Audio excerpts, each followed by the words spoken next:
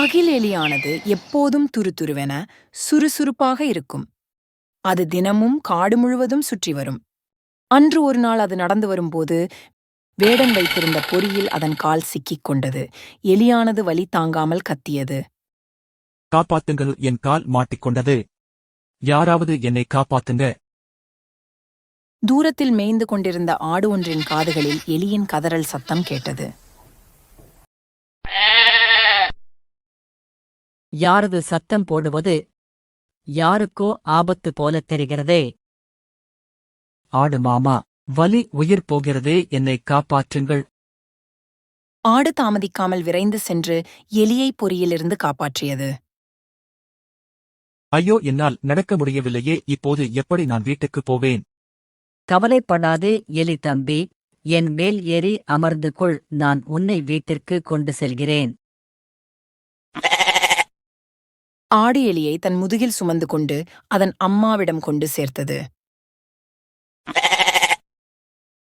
என் குழந்தையை காப்பாற்றியதற்கு ரொம்ப நன்றி ஆடு அண்ணா. பரவாயில்லை பரவாயில்லை, இது எல்லாம் நமது கடமைதானே. இவ்வாறாக ஆடு அகில் எலியை வீட்டில் சேர்த்துவிட்டு மீண்டும் தனது வேலையை பார்க்க நடந்தது.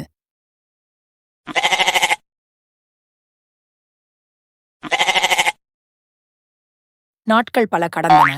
அகில் எலி நன்றாக குணமடைந்து மீண்டும் காடுகளை சுற்றி வந்தது. அப்போது தூரத்தில் யாரோ உதவி கேட்கும் சத்தம் அதன் காதுகளில் கேட்டது. யாராக இருக்கும்? யாருக்கோ உதவி தேவைப்படுகிறது. சத்தம் வந்த திசை நோக்கி வேகமாக வந்தது எலி. அங்கு ஆடு வலையில் நன்றாக சிக்கி அசைய முடியாமல் இருப்பதை பார்த்தது. தூரத்தில் வேடன் வலை விரித்து இருக்கும் திசை நோக்கி வந்து கொண்டிருந்ததையும் பார்த்தது. தாமதிக்காமல் உடனே வலையை தன் பற்களால் கடித்து அறுக்க ஆரம்பித்தது. ஆ, வலை மிகவும் கடினமாக உள்ளதே. வலை உறுதியாகவும் கடினமாகவும் இருந்தது. இருப்பினும் எலி தளராமல் வலையை அறுத்து ஆடின் உயிரை காப்பாற்றியது. வேடன் அருகில் வருவதற்கும் இரண்டும் தப்பி ஓடுவதற்கும் சரியாக இருந்தது. ரொம்ப நன்றி தம்பி. தக்க சமயத்தில் என்னை காப்பாற்றினாய்.